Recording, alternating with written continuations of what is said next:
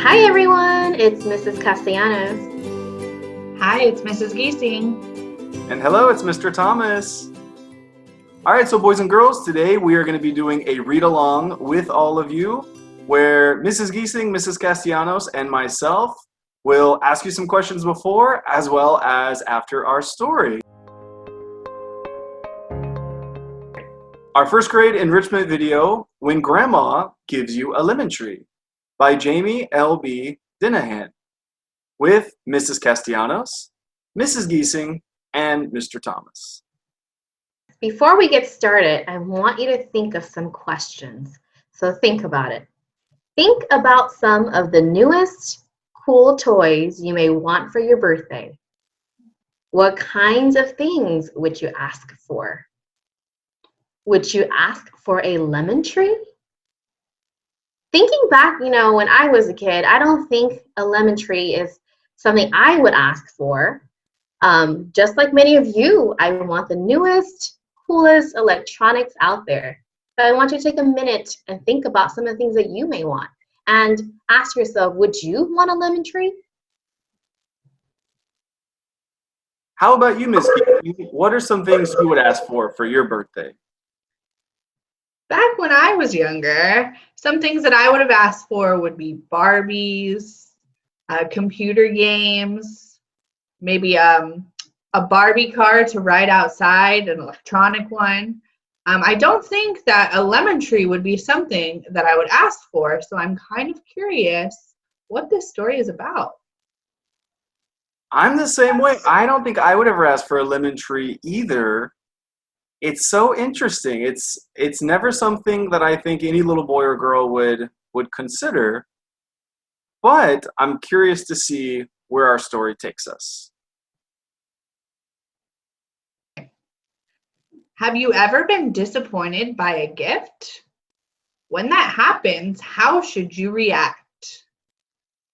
Think about a gift that you have gotten that maybe you didn't like. How did you react when you opened it? I know that personally, I've been given a gift that wasn't my favorite, but I always try to show that I'm grateful for whatever someone gives me. So I always try to act happy. I have to agree with Mrs. Giesing. I think the reality is that we all have probably been given something that we were a little disappointed in, but we still need to show our gratitude and we make the best out of that gift. That's very true. And I think about the times when I didn't like something at first, but as time went by, I came to like it more and more. And so even if it's something you don't like at first, maybe it's something you might come to like later. But as both Mrs. Giesing and Mrs. Castellanos said, even if you never really like it, it's always something you want to receive and be thankful about and be happy that someone got you a gift. All right, boys and girls, so have you ever heard the expression, the phrase, the saying, have you ever heard someone say that they're going to make lemonade out of lemons? To make lemonade out of lemons. What do you think that means? So here we see a very delicious looking jar of lemonade in this glass, especially on a hot summer day.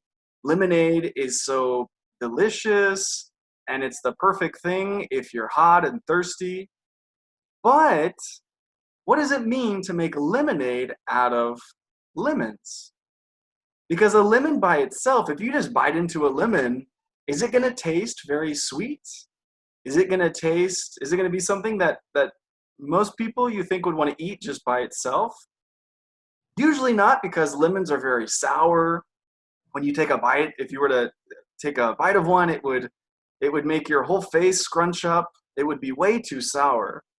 But if you squeeze the juice and you add in some sugar and you mix it all together, it actually makes something delicious and refreshing and perfect for a nice summer day. So if you are given a lemon by itself, you can actually turn it into something else that is amazing. In this story, we will learn about patience, hard work, and nature. Quality time with family, time away from gadgets, And making one thing into another thing or into many other things.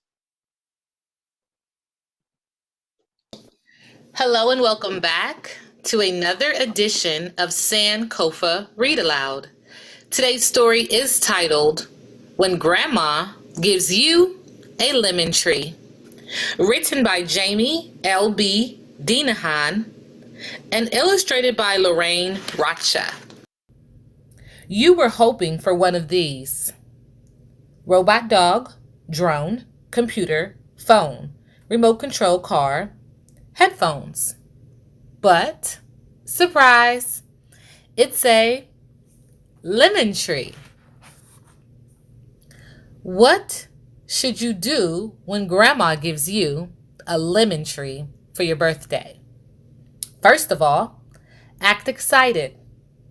Your face should look like this. Not this. And definitely not this. Next, say something polite.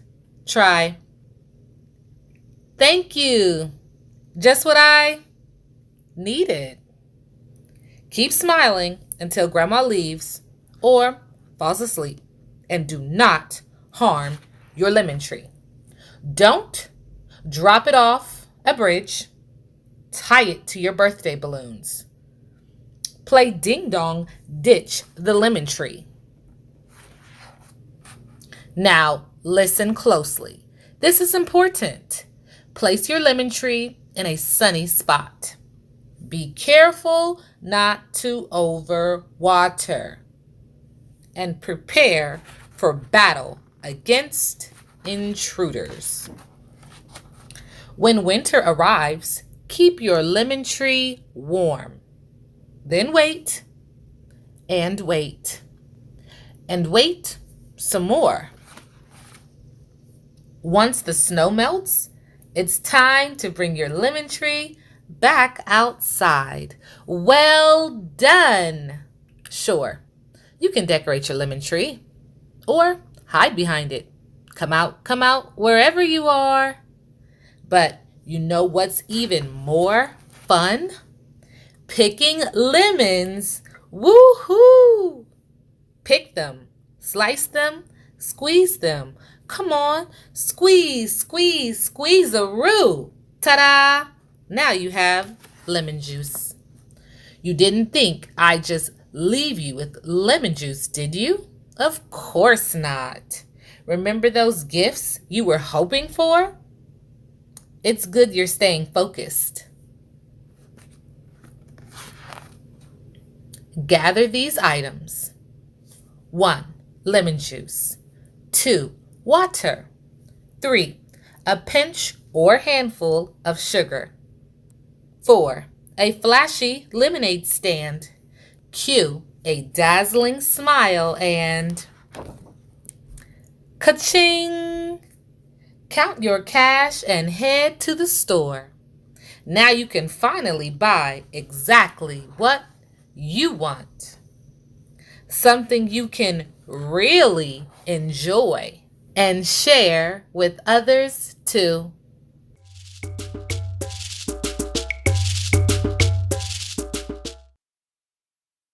Wow, what a wonderful story. Now that you have listened to it, what lesson do you think the little girl learned?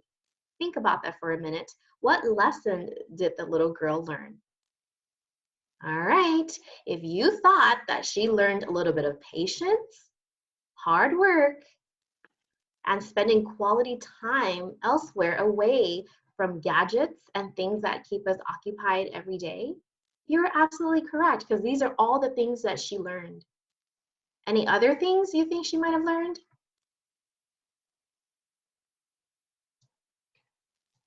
I think she definitely learned about quality time with her grandmother. She got to make the lemonade, and she got to learn about setting up a lemonade stand and selling delicious lemonade to her friends, which allowed her to save some money to then go buy some of the gadgets that she really wanted from her birthday.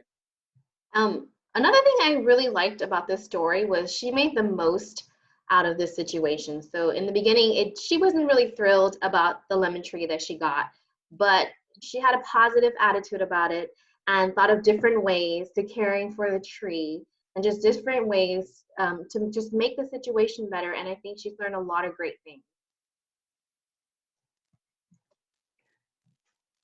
And boys and girls, as we think about this, what are some ways that we can do this? What are some ways that we can do the things that we've just talked about?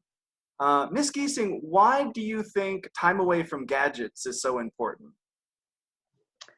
I think that time away from gadgets is so important because a lot of the time we can get wrapped up in our video games or our computers or our cell phones and miss what's happening around us. If the little girl in the story was too busy on her gadgets, she wouldn't have taken proper care of her lemon tree to help it grow so that way she could sell the lemonade and buy the things that she wanted.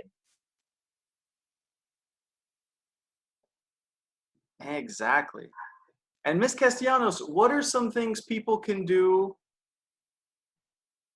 with this story where they're not online or on a screen or having to do something with technology? Is there something people can do with this story that is separate from that?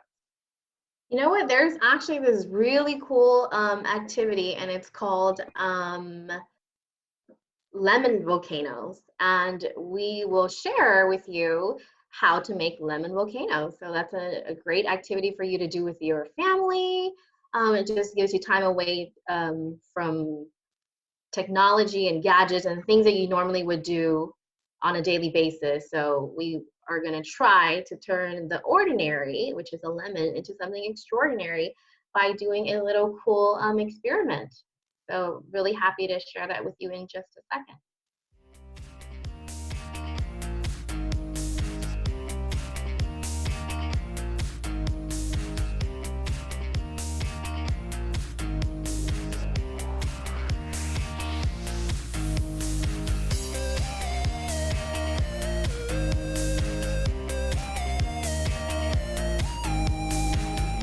Smart science! Let's create a lemon volcano. You will need a plate, a spoon, a lemon, baking soda, food colouring, lemon juice, washing up liquid, and a knife. First, slice the top of the lemon. Use a plate so you can avoid making a mess. Put a few drops of washing up liquid inside of the lemon, add some food colouring and a couple of spoons of baking soda. The lemon should start to fizz. Then add some lemon juice and mash the top of the lemon a little bit with a spoon. The baking soda is reacting with the lemon juice, causing this bubbly explosion. There you have it, your very own lemon volcano. So boys and girls, as we move on from the lessons of this book, let's think about ways that we can apply those lessons and use those lessons in our lives. We want to challenge you, and let's extend this far beyond lemons and just think of ways you can engage with your family and create something, I guess, that you guys can all do together, play with each other. Let's get creative here. So what kinds of things do you think you could come up with? Do you think that maybe instead of playing a video game, you can create your own game that you can play with your family? Wonderful. I love those ideas. All right, boys and girls, we're really excited to see what you do. And thank you so much for joining us in this first grade enrichment video. All right, boys and girls, goodbye. Good luck with the challenge. Yes, they're looking forward to it. Bye, everyone. Bye. Bye.